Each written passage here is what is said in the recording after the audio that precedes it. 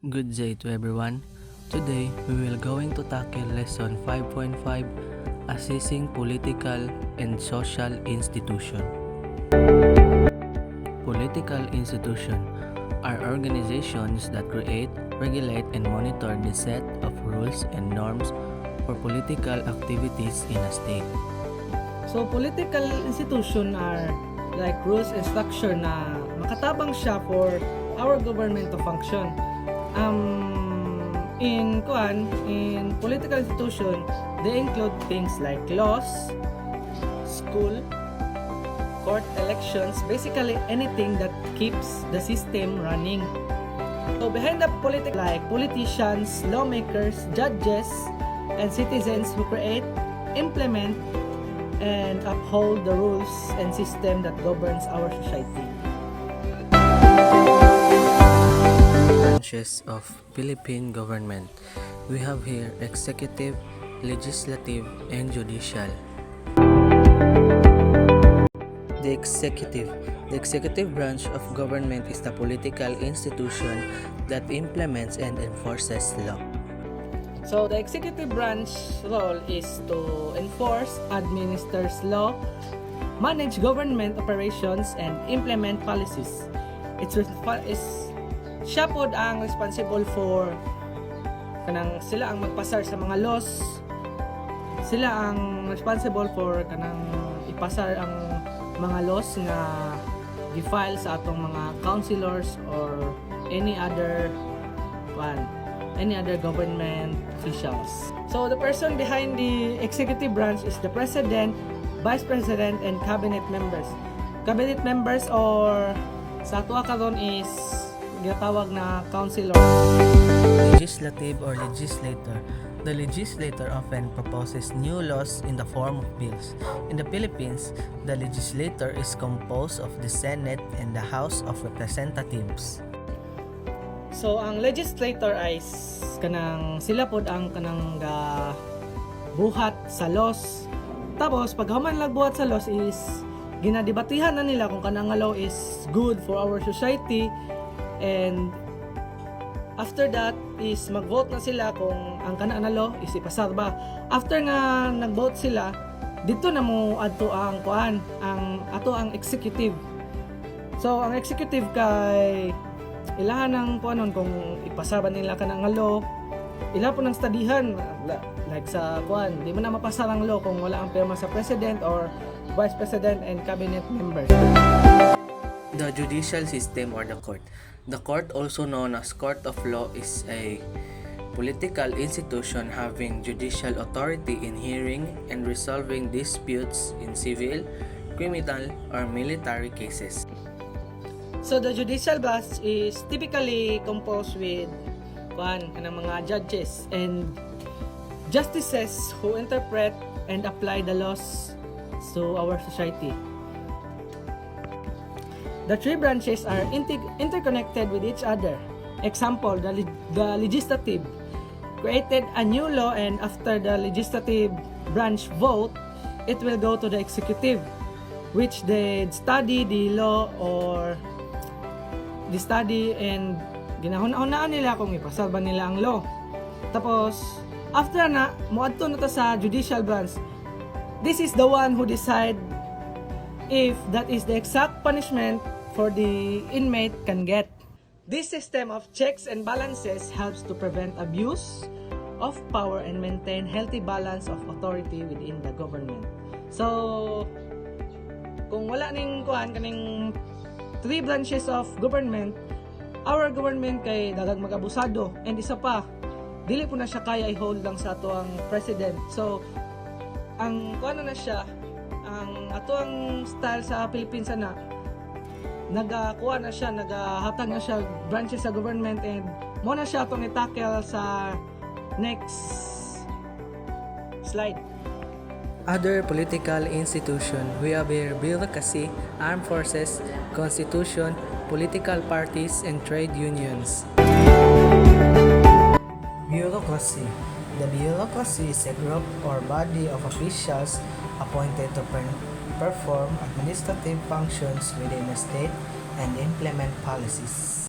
So as like sa akong giingon, na dili siya kaya nga i-handle lang sa atong government, so ang government is maghatag og other branches sa maghatag siya different branches for our society. Tapos dili ta mapunta sa bureaucracy. Ang example sa atong bureaucracy is Department of Health. Mo na siya ang branch for our kanang our health, and Bureau of Internal Revenue. Other pa is like Bureau of Fire Protection. Siyempre, lisod sa dog sa president gapunta mo sana o sa kanang mga Bureau of Jail Management, BJMP. Mo na siya mga branches of bureaucracy. Armed Forces. The armed forces are the primary political institution that is tasked to defend the territory and citizens of a state from outside invasion and to maintain internal security. So, ang example sa itong mga armed forces is kanang mga Army, Philippine Army, and mga Navy. Kana sila ang naka-assign para sa ato ang safety, and kanang kung sa laing bansa pa na sila yung mga ultimate army dili pod sa Pilipinas na pod, which is called sila ang ginatawag na to na Scout Ranger. So sila ang mga armed forces diri sa tuwang bansa. Constitution. The Constitution is a political institution in the form of a document that contains the principles and primary laws of the state, the powers of the government, and the rights of people. So sa Constitution, as far as I know, tapos ako pong research is ang Constitution daw is like nang daw nakapaloob ang ato ang mga laws. Diyan nakapaloob atong laws, tapos kung baga siya ba, rule book siya sa atong country. Diyan siya na itong mga natatag na laws, diyan nakabutang. Political parties. A political party is a group of people that support a common goal and help raise various concerns to the government. Their primary role is to suggest solutions and improvements in the current political agenda and policies based on their advocacies and needs of the citizens who they represent. So, political parties. Ang nasa political party is kanang mga people that support common goals and concerns sa government. Ang example na is PDP Laban or Lakas Bayan Advocate for Democracy and Human Rights and Justice. So sila ang sila ang partido for human rights, social justice, and democracy. Mana sila ang mga tawag na example nga sa dili pud sa Davao, ang example pud sa political parties is kanang TBI party list. Nagatabang sila sa ato ang mga youth for kanang scholarship program and others na mga makaayo sa society. Trade unions are association of workers in a particular industry who advocate secure employment, proper payment, benefits, and working collections through collective bargaining. Collective bargaining is the negotiation between employers and workers. So sa trade unions is kana siya ang our association workers in particular industry who advocate secure employment. So data sa trade union sila ang gakuan sa atong mga benefits as mga employer. Sila pod ang pwede na to sa ilaha pod ta pwede magreklamo kung namatay kakulangan sa sweldo or sa benefits na dili haom sa atong pagtrabaho. Characteristics of political institution. We have citizen inclusion, autonomy to associate, and freedom of information.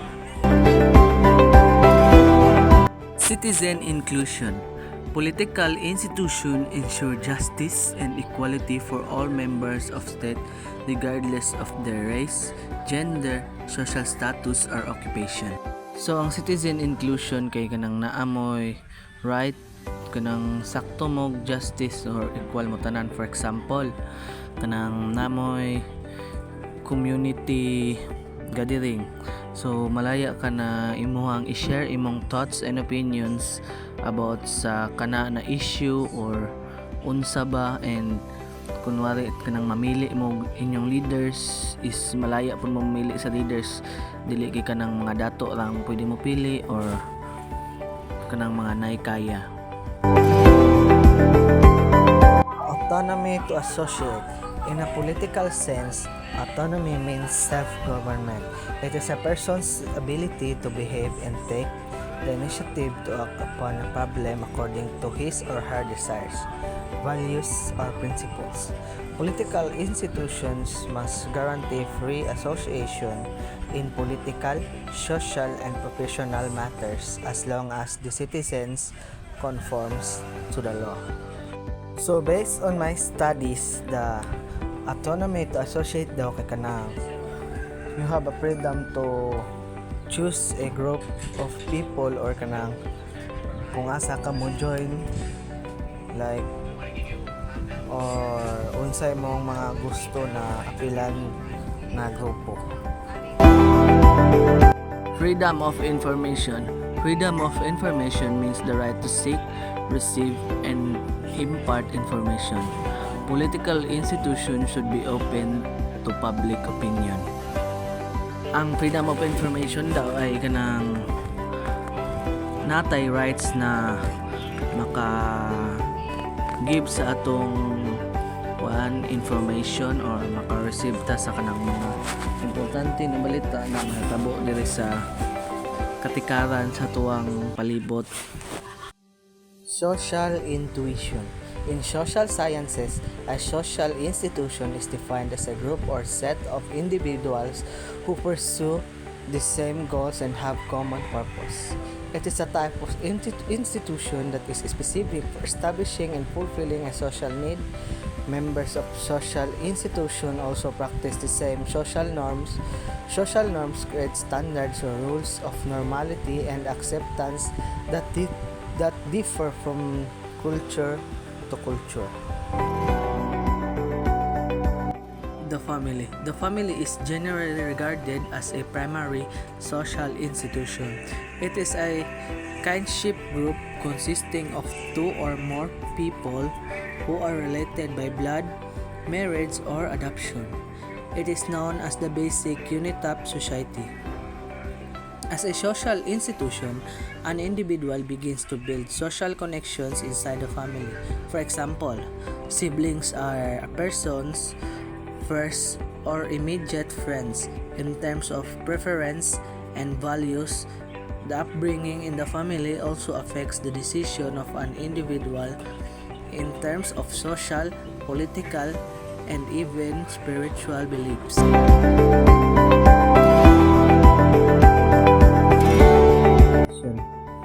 Education is a social institution where people in society acquire academic knowledge, train on practical skills, and learn cultural norms. Every country in the world has its own kind of educational system. The main factors that affect education system are the resources allocated for the establishment, maintenance, and improvement of the systems. This function also serves to fulfill the continuity of one nation by passing on the norms, cultural values, and skill to the future generation. Religion is considered a social institution because it influences the pattern of beliefs and behavior of people in society. This set of beliefs and practices in the sacred helps society understands the meaning and purpose of life. Religion has an impact on social structures and can cause social change within society. For example, religious practices such as feasts promote culture and distinct behavior within society. Economy.